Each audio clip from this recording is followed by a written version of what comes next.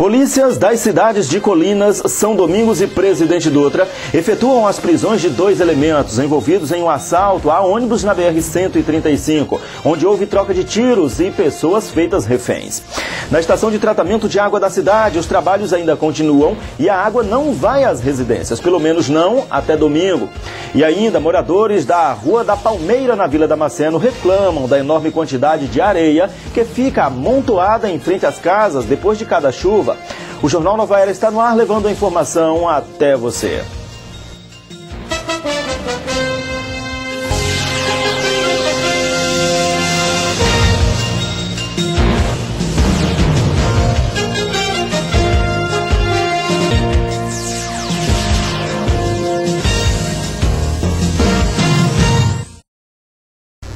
Boa noite. As polícias das cidades de Colinas, São Domingos e Presidente Dutra efetuaram as prisões de 2 elementos envolvidos em um assalto a ônibus na BR-135 esta madrugada. Houve troca de tiros, pessoas feitas reféns e até registro de estupros às vítimas. Estas 2 motocicletas apreendidas na região do povoado Baixão Grande, zona rural da cidade de São Domingos, pertenciam aos elementos que, nesta madrugada, por volta de 1 da manhã, tomaram por assalto um ônibus da empresa JR, que circula por esta região do estado. A polícia conta que 5 elementos armados interceptaram o veículo de passageiros, que vinha de Balsas em direção à cidade de Timon. Agressivos, os assaltantes agrediram os ocupantes do ônibus, enquanto roubavam todos os pertences. Com a chegada da polícia ao local, houve intensa troca de tiros. 2 elementos ficaram feridos e foram capturados. Outros 3 empreenderam fuga, levando 2 passageiras como reféns. Estas vítimas teriam ainda sido estupradas. As 2 foram posteriormente trazidas para Colinas. Essa madrugada teve um assalto aqui nas mediações na BR que cruza a cidade, e logo que chegou ao conhecimento da Polícia Militar, eles seguiram no encalço deles e acabaram que, através de informantes, sabendo que eles estavam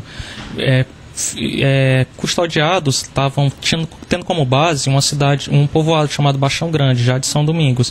A polícia chegou lá, foi recebida a bala por eles lá, houve troca de tiros, só que 2 deles conseguiram se evadir, aliás, 3 conseguiram se evadir, 2 permaneceram no local, foram rendidos pela polícia e encaminhados para cá. Não sabe precisar valores, mas foi dinheiro de eram 41 passageiros, dinheiro de todos, aparelhos celulares, notebook, acho que até joias foram levados. O ônibus vinha de Balsas rumo a Timon. O assalto se deu por volta de meia-noite, 1 hora da manhã, e eles ficaram com as vítimas até em torno, acho que de 3h30 da manhã. Depois que as vítimas foram liberadas, fora as 2 que estavam ainda sob cárcere deles, o motorista trouxe todo mundo aqui para a delegacia e comunicou o pessoal da Polícia Militar, que seguiu o rumo lá da BR, e no povoado Baixão Grande chegou um informe que eles tinham bebido na noite anterior nesse povoado. Saíram perguntando nos bares lá, e um lá que pediu para não se identificar disse essa localidade lá, que é uma estrada vicinal, você percorre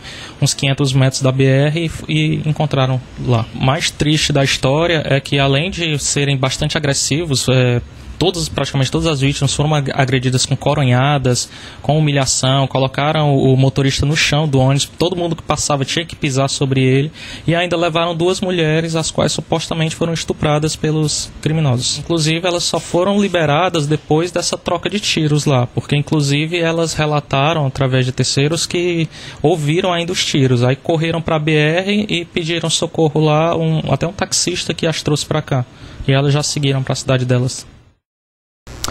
Os 2 presos trazidos para esta delegacia eram José Carlos da Silva, de 45 anos, de Alagoas, e Renato Furtado Leonardo, de 25 anos, da cidade de São Domingos. Este segundo elemento veio a falecer agora, no final da tarde, no Hospital Municipal, em virtude da troca de tiros com a polícia.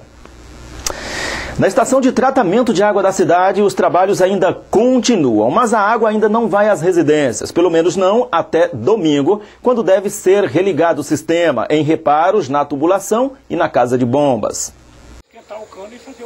O trabalho de conexões de adutoras dentro da estação de tratamento de água da cidade leva um bom tempo, medidas exatas, distâncias rigorosamente calculadas e parafusos, muitos parafusos, que o senhor Claudício, técnico da CAEMA, já os conhece um a um, de tantos reparos já feitos neste sistema com a sua contribuição. Nesta recuperação do rompimento da canalização na estação, o que deixa até agora a cidade sem água. Vários reparos já foram feitos, inclusive a concretagem da nova base de bombas, mas que depende do tempo para secagem completa e segura, para que o equipamento seja religado. A tubulação recuperada também requer uma concretagem sobre a rede, para garantir a resistência à pressão do fluxo de água. Diante de tudo isso, segundo a gerência local, a previsão para a ativação do sistema é para este domingo, normalizando assim o abastecimento na cidade. E você confere logo após o intervalo a reclamação dos moradores da Rua da Palmeira, na Vila Damasceno, por causa do enorme amontoado de terra em frente às casas depois de cada chuva. Os detalhes em instantes.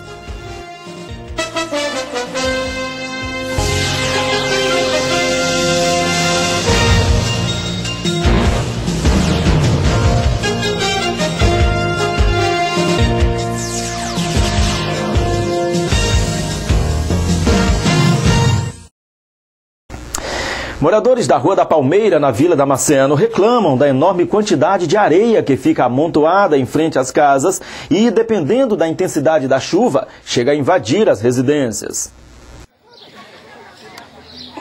Estes acessos foram pavimentados com calçamento na gestão passada, mas as pedras de paralelepípedos estão completamente encobertas com a enorme quantidade de areia que está se acumulando por aqui após as chuvas, o que vem tirando a tranquilidade destes moradores, que reclamam ainda que, além de toda a areia, a enxurrada que traz tudo isso chega a invadir as casas.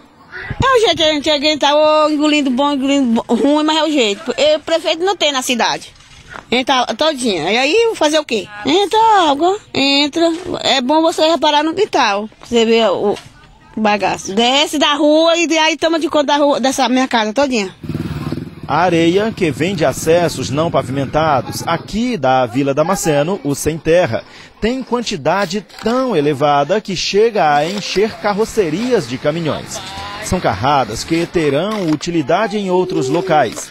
Esse trabalho é feito pela própria comunidade para desobstruir a passagem destes moradores às suas casas. Aqui era no barro mesmo, pissarrado. Aí botaram o calçamento no tempo do Zé do Óleo. Aí o Zé do Óleo deixou esse calçamentozinho aqui. Quando surgiu o calçamentozinho, aí essa rua aqui, o prefeito entrou, aí não importou, não calçou. Aí a areia tá descendo aqui, tá tomando de conta da rua.